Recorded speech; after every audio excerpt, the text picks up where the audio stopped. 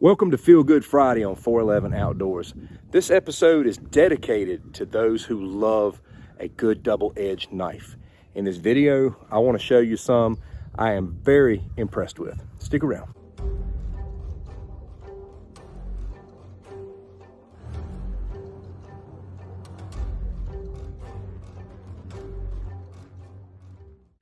I call my Friday release long-form content videos Feel Good Friday because that's just what I call Friday anyway. But the title is relevant because I feel good when I get my hands on a good blade.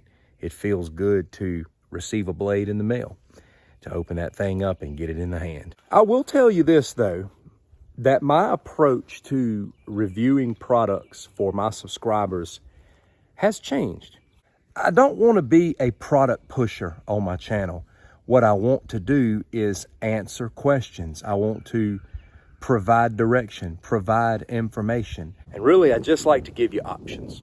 I'm at a point on my channel where I don't accept every offer that I receive in my email. I don't just accept any product that's sent to me because I don't want to just be like, yeah, send me your product and I'll review your product.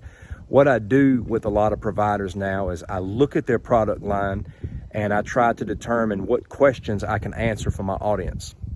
And a company called Takumitak reached out to me, I hope I'm pronouncing that right, and gave me that opportunity. And when I dug through their product line, I discovered that they had some really great double-edged knives that looked like they were built well.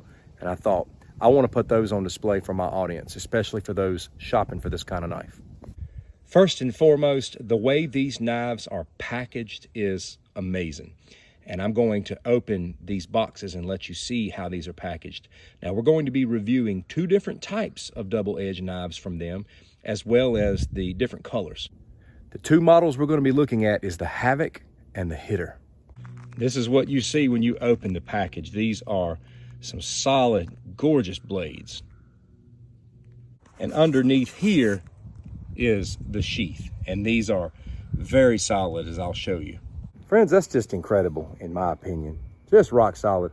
Now, these are D2 steel. I've reviewed a lot of knives that said they were D2 steel and I had to question it. I don't question it with these. These are D2 steel knives with G10 scales. This thing weighs 10.8 ounces, so it's really solid.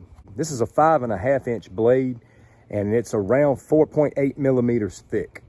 Now, just reading this off the blade, it's a USA design crafted in China. I don't know what that's about, but I figured I would disclose that to you. We got a spear point, a flat grind, and 11 overall inches. Very impressive sheath and very solid material, solid retention, tech lock. Now, on this knife, the handle is as long as the blade. So, you know, you can get a low grip, you can get a up high grip, but if you have a gargantuous hand, you will love the size of this handle because it's big. Again, I want to go back to this. This is just impressive. When you get this in your hand, you're going to know it's very solid. I want you to hear this again. No rattling, just in there, nice and tight. They also have this in stone wash if you like that dark look. Same blade, same specs, but just stone wash. The Hitter is a monster double-edged knife. If you want a double-edged knife and a big one at that, the Hitter is for you. Comes with a razor sharp edge. And you know, something I like about this grind is that when I reviewed the cold steel counterattack, that thing came with a chisel grind. And the more I handled that knife, the less I liked it because of the grind. But this has got a good solid flat grind and it is a razor blade. Now let's look at another one, and I actually like this one even better. This is the Havoc. Now when you open the Havoc, again, it's the same way. Now the difference between the other and this one is that it comes packaged in the sheath. But look at that, that is great packaging. Now let's look at the Havoc. This thing's in there nice and tight. Great sheath. 9.5 inches with a 4.75 inch blade. That is a beautiful double-edged knife, D2 steel. 8.4 ounces and about 4.8 millimeters thick, about the same as with the Hitter. You can also get the Havoc in stone wash. Now, I like the other one a little bit better as far as appearance is concerned, but those of you who are trying to be extra stealth won't give off a reflection with this one. In moving beyond the specifications, let's talk about the very nature of double-edged knives and their relevancy. In a lot of states, you can't even carry double-edged knives. Now, some of you are going to disagree and say, you know, with my Second Amendment, I can carry whatever I want to. That's fine. That's on you. If you're willing to jump through the hoops, you got to jump through. If you get caught, I respect you. Where I live, I can carry any kind of blade as long as it's visible. Some people don't purchase knives to carry around every day. Some people purchase knives as a novelty. Some people purchase knives as a hit-the-fan knife. Some people purchase knives to keep in their car if they're caught in a bad situation, such as a riot. But no matter how you see it, these are combat knives, and that's what they're made for. They are double-edged, they are limitless, and they are built for battle. Take something like the hitter here, for example, and you can see the reach that you have. You can see the reach that you have, whether you're up close or whether you're holding the end of this. This has a very strong reach and is a very sturdy, strong blade. Whether you're in traditional grip or in ice pick, with a double edge, you can pierce and pull. You know, you're not just limited to pierce and push. And you have much stronger muscles from this direction anyway, and that's why a lot of people love reverse edge knives, because in close they can pierce and pull. It's the same, they can pierce and pull. And you're not limited that much with the Havoc here. This is pretty much the same size as the cold steel counterattack. It's about the same size, but this one is actually full tang. You can strike with all ends of this. It's a piercing machine, it's going to be a slicing machine, whatever direction you choose to go, and it's got pretty nasty skull crusher on this thing as well. So there is, you know, non-lethal means as well available to you with a knife like this. You don't always have to commit fatality with a knife. There's a lot of ways that you can strike with a blade that is not fatal. There are those in special forces, special ops all around the world involved in dangerous missions where a blade like this and its capabilities becomes all the more relevant, especially its toughness. I have heard with a lot of combat soldiers, veterans, that a lot of times their use of a knife in the field is oftentimes a pry bar. Nevertheless, many of them have had close quarter battles with their blade, and this one absolutely gets the job done in every facet, as well as the hitter. Both of these give you the ability to either wear them upright or scout carry.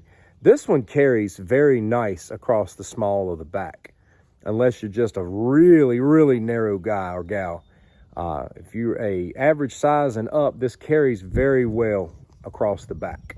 You can also carry the hitter across your back in scout carry, but it's about 1.25 inches longer, so it's going to be a lot harder to try and conceal unless you're wearing a jacket or something like that. It's going to stick out like a sore thumb. Nevertheless, you can change these tech locks around to be able to do it.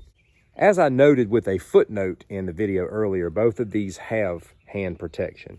You know, a lot of double-edged blades that you buy, they don't have that. And I did a video a while back on how it's better to just go ahead and get one with hand protection.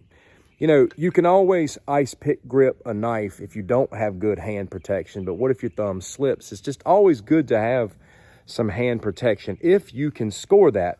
Now, I want to point out ice pick grip on both of these. Now, this one is slanted. I love it when my blades come that way. You not only have a good hand grip, but you also have a slant with that ice pick. So you've got full hand protection on this blade. I really, really, really love this Havoc design. Now, this one's so big, you know, you're going to be, if you do ice pick, you're going to be way up the knife unless you have like a double XL hand or larger.